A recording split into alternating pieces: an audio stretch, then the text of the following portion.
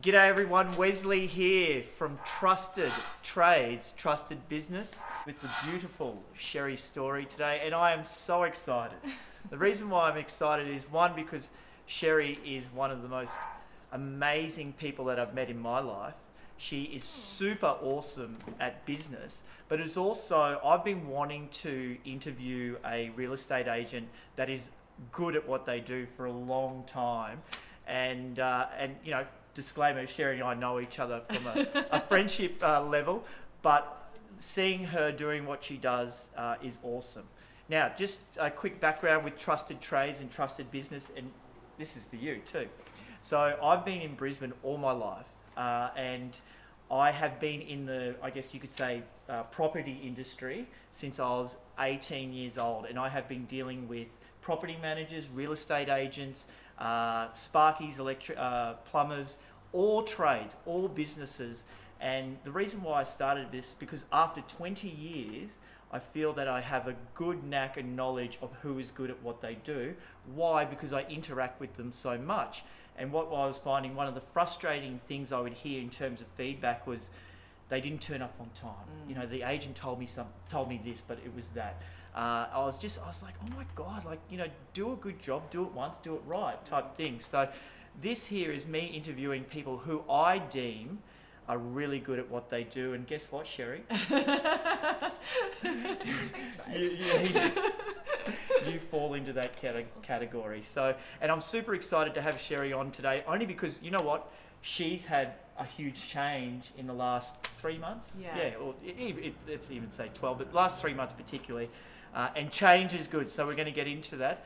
I actually moved into my new place here too, so change is good. So, but we love it. But anyway, so we'll get started. Okay. But thank you for coming. I really appreciate it. Thank you for inviting me. Listen, it's, you know, how did you get started in real estate? In real estate, I think, like a lot of people, you kind of fall into real estate. Yes.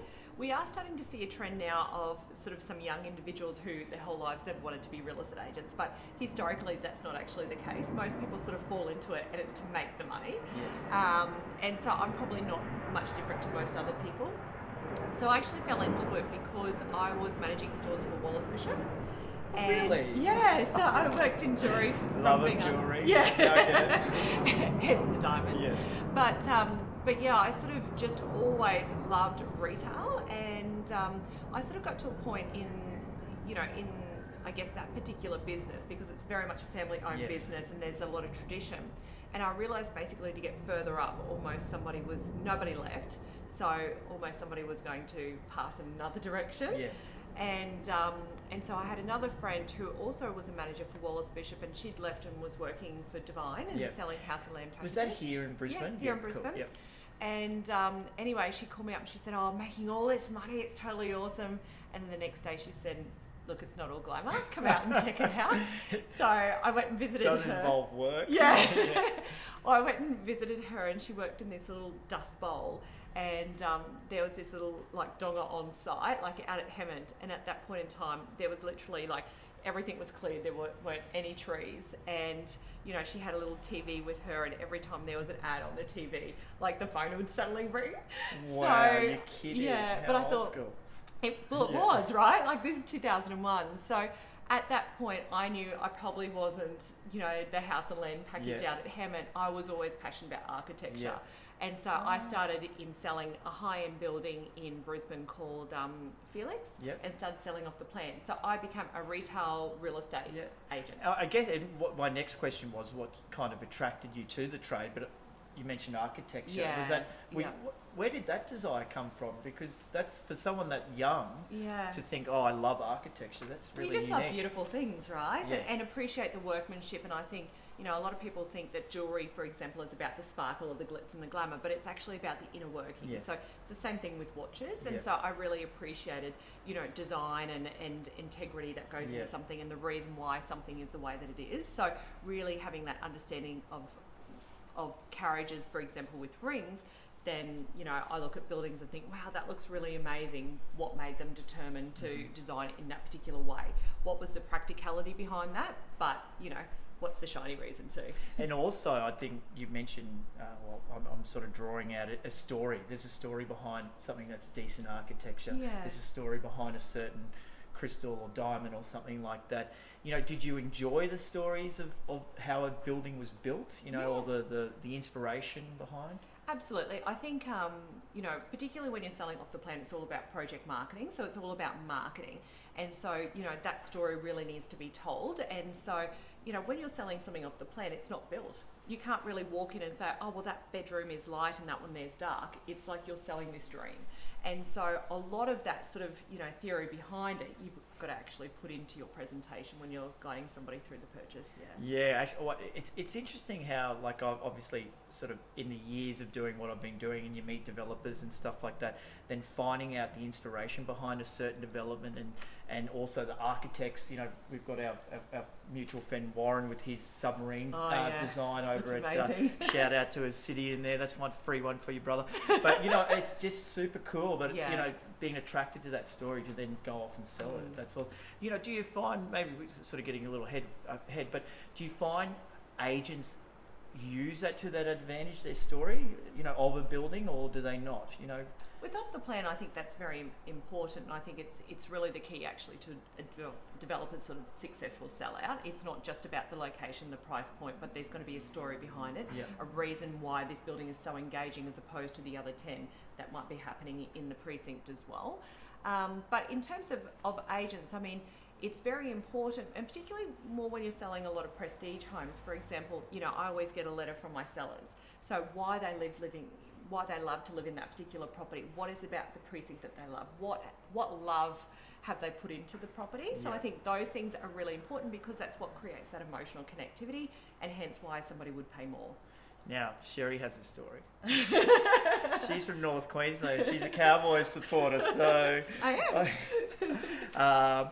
What I guess, you know, real estate, particularly from 2001 to now, has come a long way. You know, what was your thoughts on the industry then and then now? Look, I think, to be honest with you, real estate is a people business, and I think everyone has recognised that from 2000, you know, from when I started in 2001 to what it is today. There's been a lot of talk in the industry about disruption, about Uber and Airbnb and all those sorts of things coming in and taking over our business. But really, at the end of the day, it is a people business, and it's about trust. And, you know, if we create those relationships with our buyers and our sellers, then there's not going to be any room for disruption.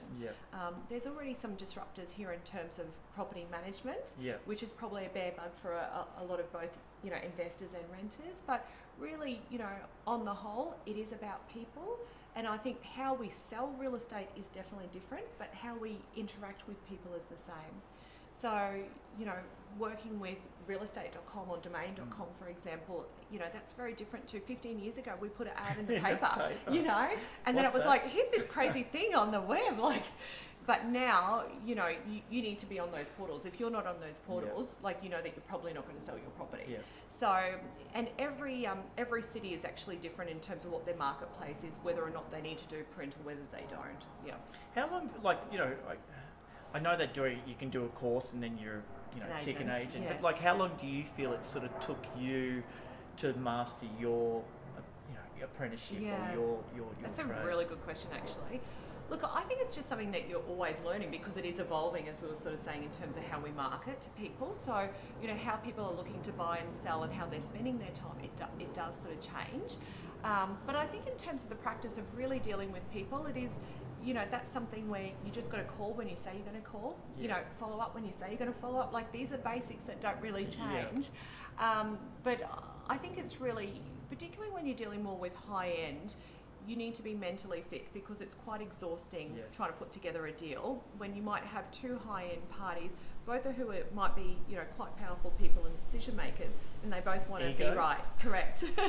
So it takes a lot of energy for you to kind of see how to put that together and mentally be very clear on that. So I think it's just the practice of doing that, and that's why it's very important for anybody joining the industry that they either team up with somebody or they get put in as a co-agent so they can really learn the ropes, because it's not all just ease. It really is about, you know, a people business, but making sure that you are marketing the property in the right way, that the angles for the photographs are done in the correct way. All these sorts of little intricacies. Yeah. I must say, 2008, obviously, well, before that, you'd become an agent, you'd put it on the internet and be sold, you know what Correct. I mean? Like, well, we'd actually take photos ourselves and then it would sell for more than what we advertised it for. It was like happy days. oh, because you're amazing at what you do. But actually I thought 2008 was good because it just flushed out a lot. And I was lucky from the perspective that obviously we do inspections, like I was meeting a lot of agents, but people were turning up, they weren't giving, I've noticed giving information and all that, so I thought it was a good thing. Now, this is my thoughts on. I must say, if I left pest control, I'd probably get into real estate. Yeah, you'd because be awesome. I love property. And you love people. And I love people. Thank you. But I say it's 5 years. For this is and mind you, I'd love to get your feedback. This is my thoughts with agents. It's 5 years because first year you got to just shadow someone. Second year you've got to get in there into the trenches, make the phone calls, knock on doors, all that kind of stuff. Third year you finally get your sort of your feet. Fourth year it all comes together. Fifth year you got a name. Yeah. So I don't know. What do you think? I think you can supercharge that, and I think that it comes down to the personality. So if you have a background, you're joining after having your own business or being a salesman or something else somewhere else, like you've already got some good connections there. You've got some great foundations. You've got some skill set. You've got some drive. So I think those things are, I know an agent, for example, in New South Wales in the beaches. He's been in the industry for 1 year and turning over $1 million. Yeah, right. Now, but he used to actually own a Harley franchise. Yes. So he already understood. Sales, correct. Yeah, and had connections in the community. So I think those things can happen. But look, all in all, it is all about putting those transactions behind you and actually getting almost work experience on those transactions to have an understanding. Because as much as we like to think that everything's going to go perfect, in every single transaction, there's always some drama. Yep. The bank didn't turn up to settlement, or suddenly, there were, the building and pest was done and there was an issue there. It was like, oh my God, okay, is this going to fall over? Is there renegotiation? What's happening? So, to me, if something goes smooth sailing, that's unusual. So there's always something to learn, and I think once you've actually had a number of transactions behind you, you can certainly start to see that there's a bit of a pattern and learn what to do moving forward. And you say that there's a drama that comes with most sales. Yes. I guess from experience in going through the time and learning from a good people is that when those items come up, or drama items, you're a bit more relaxed. Yeah. They don't just freak you out, I guess. Yeah, I think so. But, even if you're new and those things happen, you still need to appear that way. Yes. Meanwhile, it's like the duck underwater, paddling like crazy, but meanwhile on the top, everything's smooth sailing. I must say, this is my little thoughts. A deal isn't done until the money's in the bank. Correct. Is that, absolutely. Think the same? Well, I know. Even though when it goes unconditional, something just can happen, Well, I've got one settling tomorrow, and I was just actually on the phone on the way here. It was a deal off market for mid-threes over in Auchenflower, and we plan to take it to market and do a big campaign and get the front page of the Courier Mail and so forth, but sold off the database. But of course there's one little drama happening there. Settlement's tomorrow. Cash unconditional, wow. It's just the business. Good ding. Anyway, now listen, we're talking about change. Yes. And correct me, I remember you were with Place. Yes. That was, and then you went over to McGrath. Correct. And then 3 months ago, yes, you're now Sherrie Storor, Pty Ltd. Yeah. You're on your own. Correct. But tell us about that. Well, I guess, I've had my own chain of agencies before. So business is something that I'm very, very, very comfortable with. So when I had my own chain of agencies, I had 45 salespeople, so it was a pretty big business. And it was projects as well as res, property management. I had an events department as well where we'd launch, master plan towns actually with budgets of 100K. So it was a pretty big business. And I actually, one of the things that I truly love in life is actually helping other people. And, I just kind of saw actually 7 years ago after my business, went bankrupt and I had to put it into administration. I was trying to work out what I wanted to do and what was going to make me whole and how I can give back to my community being real estate. And, somebody actually asked me, said, Sherrie, what do you want to do? And I said, I want to coach, I want to mentor agents. And they said, well, no one's going to know who you are now, because I basically had been the CEO and directors of other businesses. Time to get back on the tools and build a name for yourself. And that's why I joined Place. And, I had a lovely time at Place, and I learned a lot through that process, because the last time I was actually on the tools selling was 2004. That was those happy times. And then I was basically joining a market in 2011, which was the year of the flood, and it was tough times. We had $30,000 properties on the market. And so in Brisbane? Really? So this huge amount of stock, and because there was so much available for sale, no one was really buying. The decision was indecision. So it was a very, very tough time. And so I had to learn how to sell from a great market to a very difficult or a very tough market. And so, the reason why I made the move to McGrath is I just want to take my business to the next level, and I wanted to see myself as being more than just, how we saw ourselves in Queensland. And so, hence I started getting a national and an international sort of understanding of real estate. And so, as you say, for the last 12 months, I've been coaching, training, mentoring agents. But 3 months ago, I made that decision to basically move forward. And so now I'm an independent agent, which basically underpins me coaching, training and mentoring agents. So, I'll be hosting events around Australia with some support of some great suppliers, but also just really helping agents make a difference in their day. So, some agents that I coach, for example, in Adelaide, it's about them becoming financially free in 5 years so they can actually live the life that they want. Other agents that I coach are project marketers, because there's no project marketing support. So, literally helping them write that spiel and putting that marketing and that emotional connectivity into their presentations. So for me, that's really what I'm doing now, which I'm absolutely loving. Oh, no doubt, darling. Look, what have been some of your biggest lessons that you can remember from the start of your real estate career to even 2011, the floods, and that blows me away, 30,000 properties on the market, to now? Is there anything that sticks out for you that would want to share with people? I think the biggest lesson that I truly learned there's a couple, I guess, in life. The first one is you can't expect everybody else to act the same way that you can. That I found was particularly difficult. And I think that's just a general life that rule. Sort of through staff through staff, but through buyers and sellers, just everything in general. I think that's probably was the most difficult life lesson for me to learn, and not be expecting of other people how I would act. But in terms of business, I think, I was a pretty young business owner, and I thought that empowering other managers meant basically leaving them to their own devices, because they would keep themselves accountable. Because me constantly micromanaging them was not going to go over well, and that was a massive lesson to learn. That yes, I could have allowed them to do that, but I should have been pulling them into line and making sure that they were actually keeping to playing more a mentoring role. Correct. Which is now what you're getting into. Correct.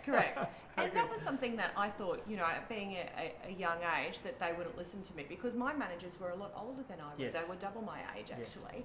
And so I just thought that they simply would not listen. And I knew exactly how I wanted everything to be, but I needed to take tighter rein on that. Ad break. Now, Sherrie's like, what the hell are we doing? But basically, an ad break's just to split it up and make a bit of a laugh. Now, have you heard of The Speed of Trust? I haven't. Stephen Convoy. But his dad wrote, is it Covey, is it? Yeah. Yep, sorry, there's no in there. Seven Habits of Amazing People or something like that. But this book actually is really awesome. I was reading it with particularly for real estate agents. We're talking about trust. And trusted. And I have been loving this book. We've brought into our business quote of the week now, and the amount of quotes that I've taken out of here is just ridiculous. What I've been loving, which I've learnt about, which I'll share with you guys quickly, it's called the trust dividend. And what the trust dividend means is, if you can build, obviously, a work space where everyone trusts each other, the dividend to your business and speed of getting things done can be between 20, 40 and 80%.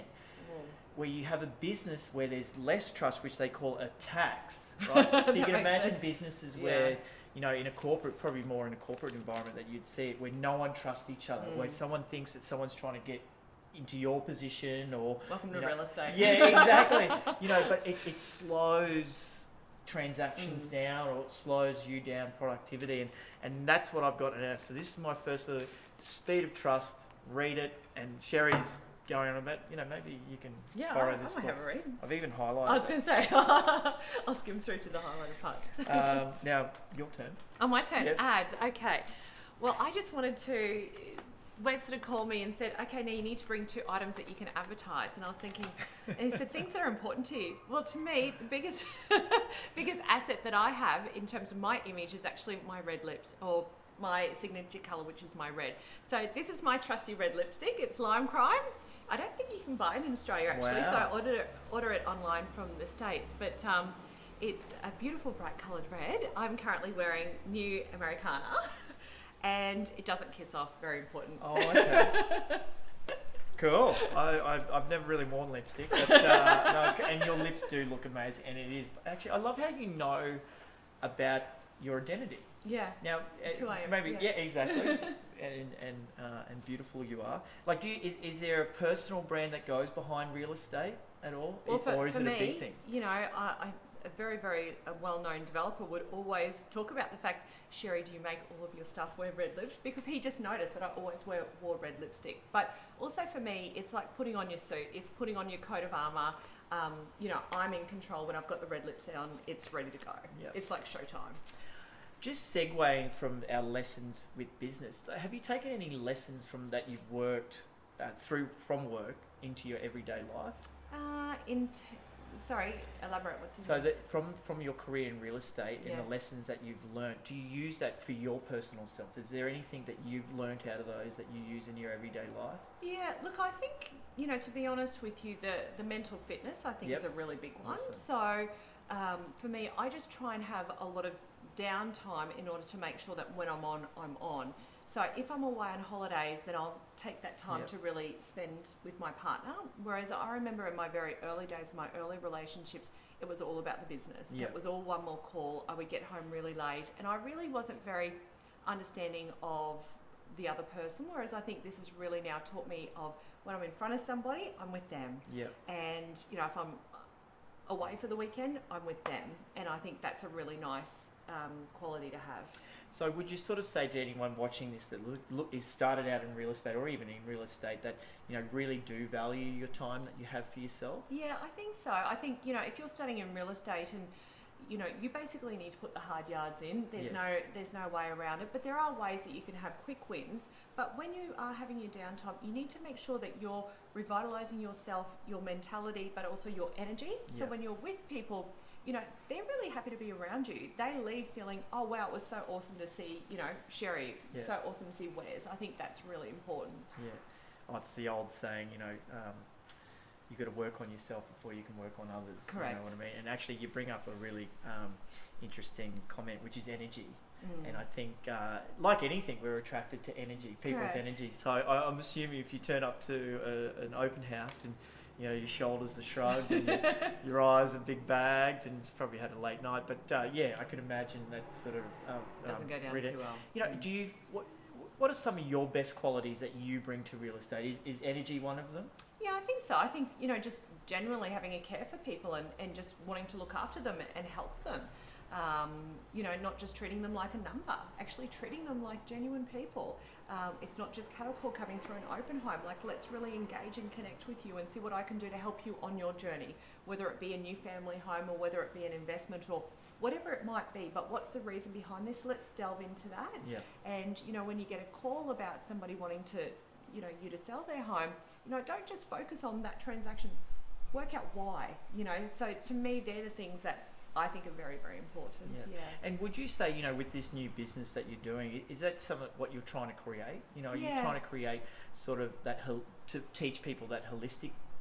I think it's very important that we do attributes? have a change Yep. in the industry, because I think, most people don't like real estate agents. They may have had a negative experience, but they just see agents as all about, grabbing money, seeing them only as transactions. And I think there's so many agents in this business that actually think a lot differently, and I think that's really the change that I would like to be a spokesman for. In terms of really coming out and saying, hey, look, we just want to help people, and the money is the byproduct, but it's not all about the money, and it's not about this churn and burn. Let's really build relationships and lifetime kind of relationships. But I think too, also from the principal's point of view, the average journey of an agent within one particular agency is 4 years. And then so we spend all this time, and the agent's sort of told, you need to make more calls, you need to work more hours, you need to make more money. And for what? You've got to do it quarter after quarter, year after year. Where's your life? Yeah. Where's your life? And we see agents who are divorced, who don't spend much time with their kids. Like, they're not And no living one's their true talking life. about that No, either. correct. And so, but the time is here. Yeah. And so, you know, it's one of the things that I'm passionate about. And so, you know, I know I've spoken to a number of different groups now where I'm talking to them about waking up and living their best life and their true life to themselves, and working out when they're more, when is that actually enough? It's okay if you're in seed and you're in launch and it's about making more and being more, but where's the point where you just say, I'm happy now? Yes. You know, and let me live my life, you know, and let's balance it or let's blend it. I think we can romanticize with this whole thing that we have to have more, or we need a bigger house or a faster car or anything. It's like, well, really? And actually, I must say, in terms of giving back, I went to an event sort of, maybe 3 months ago, the one you had at, where in the city, that breakfast. Oh yeah, Women in Real Estate breakfast. Women in Real Estate, and I was there. Me and we three love dudes. our ambassadors have changed. You're one of them, Wes.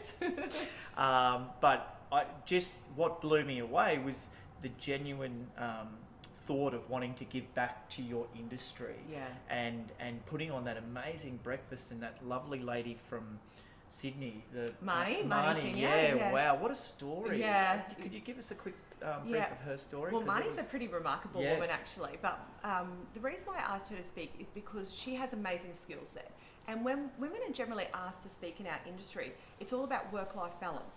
And so what I want women to be celebrated for within our business is actually about their skill set. Yes. And so, I mean, he's an absolute gun agent, you know, earning $1.6 million in gross fees a year.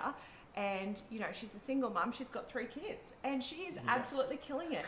And she was absolutely nervous as anything getting on that stage. You wouldn't have picked it. Yeah, No, but since then she's well. gone on, she's done a number of different speaking events, and in fact she just spoke at one last Tuesday in Sydney for Women in Real Estate for the REI NSW. Yes. And she was on a panel with some other remarkable agents. So she's just killing it right now. Remarkable person, beautiful person.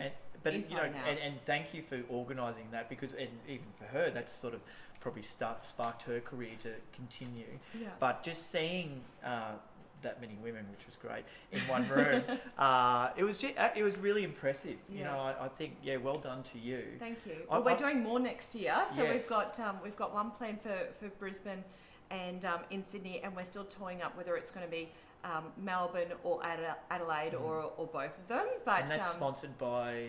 It will be. Can't tell yet. Yeah. Okay, cool. Right. I'm glad I didn't spit that out. No, cool. Soon to bring it. But I guess if you are watching and you'd like to sponsor, the opportunities call are. Me. Actually, it's one of my questions where we can find you. I guess I'm assuming there's probably a couple of mentors in real estate. You know, why you? What do you feel? What makes me different? Well, I think different. We've talked about that. I'm not just about the burn and churn, and actually working out what do you personally want from life, and then look, let's use your real estate career in order to achieve that.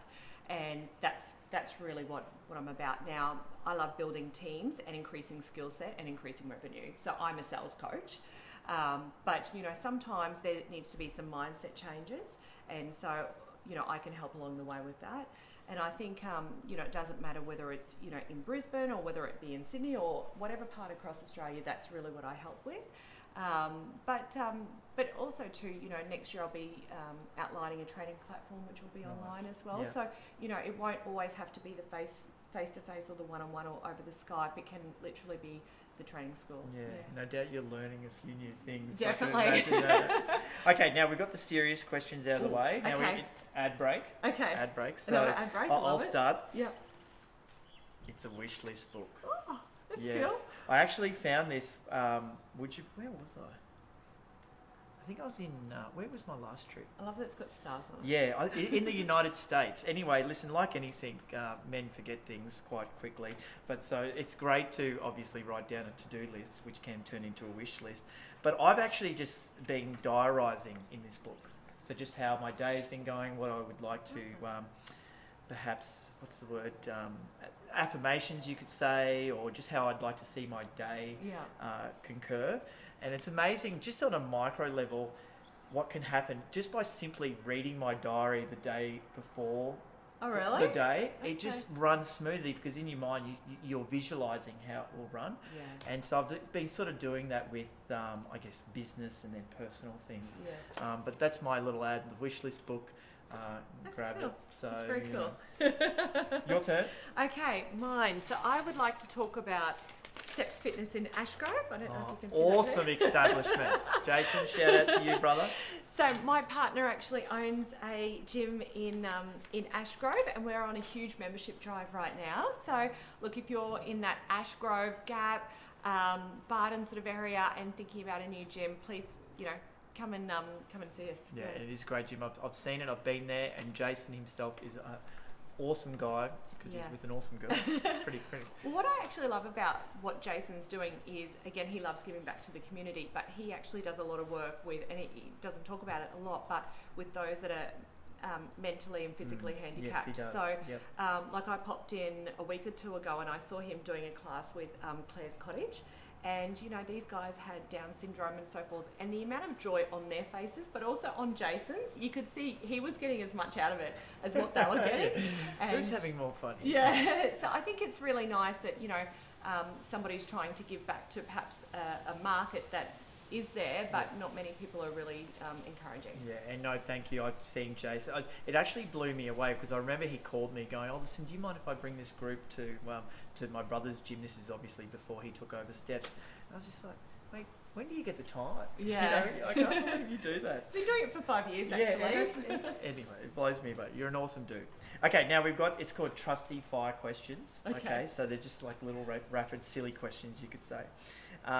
What's your favourite fitness class to attend besides Zenly Yoga? Oh, well, I do. Yeah, I was going to say I do love yoga, but I also love walking along the river. Like Yes. I really love where we live in Brisbane. I just think it's magnificent. But also walking along the beach. It's just something about the water. It just find it so soothing. It's to cleansing. The soul. Yeah. Yeah. Makes you feel good. A couple of weeks ago, I started off in Byron. It was Monday morning. I jumped in at like 5 a.m.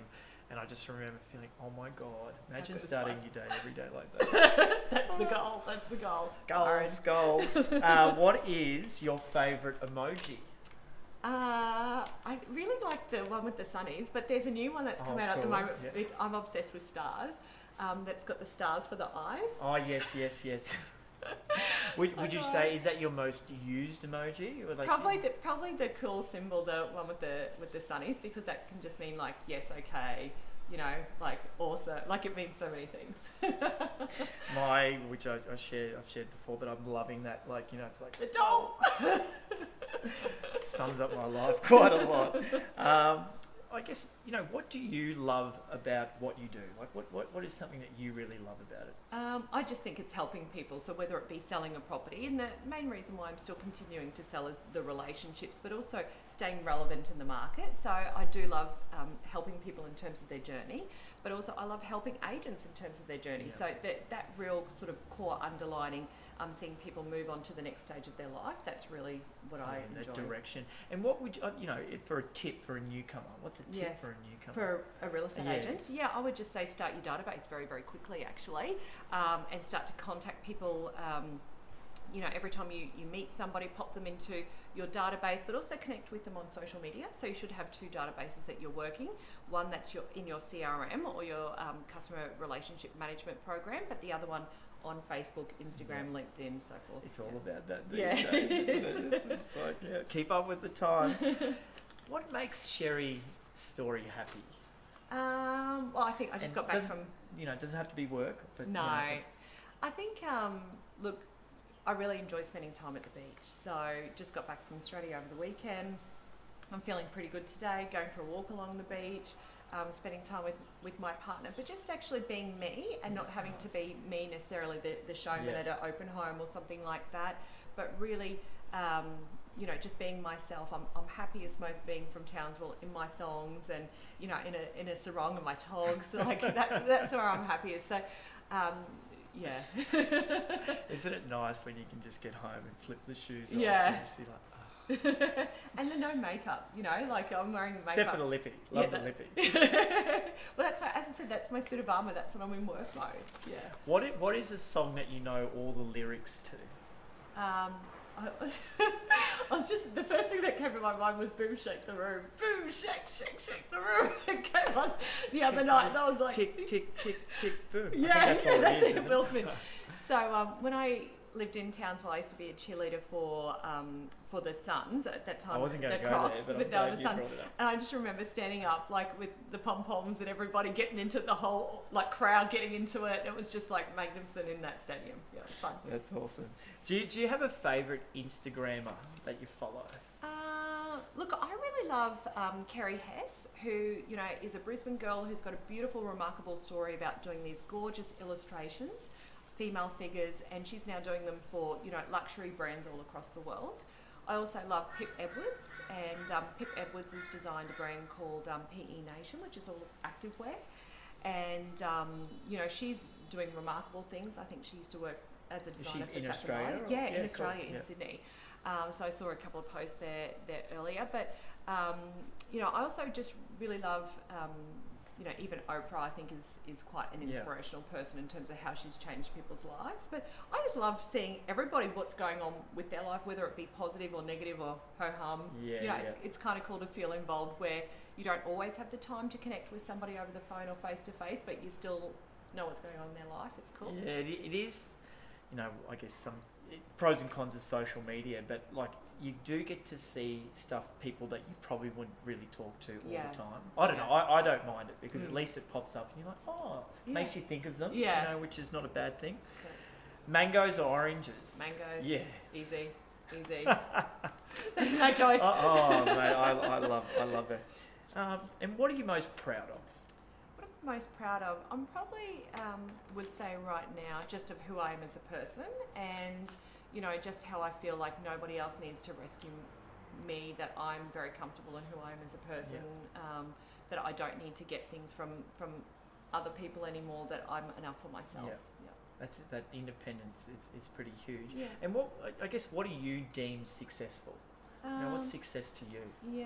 Look, I think being happy is actually, and look, it changes over time, doesn't it? When you're young, you want to go over and in a lot of cases, well, in my case, I wanted to, kill the world, and it was all basically going to be mine. But now I actually just want to live a happy, relaxed life, and I want to give back to my community, and I want to be acknowledged for my work that I do, and celebrated for that. But really, it's about living a balanced life with a lot of love and a lot of friendships. And one thing I must say, hearing your story, knowing from when you had your business and obviously the downturn, your resilience is pretty amazing, darling. It is seriously impressive. Thank you. I think, there's two different ways that you can handle that, right? So, for a while there, I certainly was feeling pretty miserable and pretty depressed about the whole thing. And I thought, well, either I can stay here or I can change it. And to be honest with you, I think I'm a much better person in life, but also in business as a result of that. I've learned so many lessons, and I also know that nothing can break me now because I've been to that place. I've been broken, and I just know, well, if it all doesn't work out, what's the worst that's going to happen? Start again. Big deal. And do you found time has healed with a lot of those Definitely. wounds? I think the business was probably, as I said, there was a lot of lessons there. But I think, for me at that particular time, there was a lot of other hurts that had occurred with, relationship ending and also with some friendships and so forth and some family stuff. So it was a lot to happen at one time. But I think I needed all of that stuff to happen at one time in order for me to make some massive changes in terms of my mindset, how I perceived life, and also how I wanted to live my life. And it actually, your integrity, darling, it is amazing. Thank you. Thank you. I've seen it from a personal perspective that you take it into work, and that's why I was so excited to have you on for my first interview for agents. And there's many agents there that I really respect and stuff. But some you amazing really, agents out there. Absolutely, and they will be hit up for an interview. But what it's honestly who you are as a person in personal life is who you are in business, and that is that is really, really cool. Guess what? That's it. Awesome. However, I just thought I'd point out, I forgot to mention the series is called In Between Two Drills. Oh yeah. So I kind of forgot about that, and sorry about the backdrop. But listen, everyone, I want to say a big thank you to Sherrie. Actually, I've got one more question. Where do we find you? Well, on social media, Facebook, Instagram, LinkedIn, Sherrie Storor. And then I've just recently launched my landing page, which is sherriestoror.com.au. And so website to come next year. Are you open now that you're sort of doing more? Are you doing speaking roles Yes, too? I Yeah, am. Are you So- sort of open to that, to people Yeah, so contacting you for that? I've done a number of speaking engagements. I was just in Sydney speaking at the Elite Agent Magazine conference. So that was to all leaders across Australia. Yeah. I was talking about millennials in the workplace. Yeah, wow. I spoke to Coronas. There are 100 or so agents. They've got 22 offices about 3 weeks ago, and that was talking about how to become an attraction agent. I spoke with Justin Nickerson's, who runs, who's actually the Australian Auctioneer of the Year. I spoke at his event, which was called Launch, and that was what to do when your auction campaign doesn't go quite right. Tomorrow I'm actually giving 2 workshops on prospecting to Sotheby's in Brisbane and on the Gold Coast. Yeah, they're new. Yeah, they're yeah. in the market. 18 Actually, months, I was working out with Hazley Cush Oh, are you? this Yes, morning. Yeah, yes. he goes to my gym, and Yeah. and I asked him, mate, how do you get that roll of the tongue when you're doing the auctions? What did you say? I'll tell you off air, but Yeah. eating oranges, put it that way. You know, so lots of oranges. But beautiful, thank you. Thank you, You're- Vaz. you Thank are- you. Mwah. You're amazing. Thank you. Please, if you are watching this, like, share, do all those social media things. I wish to say thank you to Sherrie. If you're thinking about an agent, please give Sherrie a call. If you are an agent and you're looking for more mentoring, give Sherrie a call. Next level. If you're wanting an agent to speak at your gig, Sherrie a call.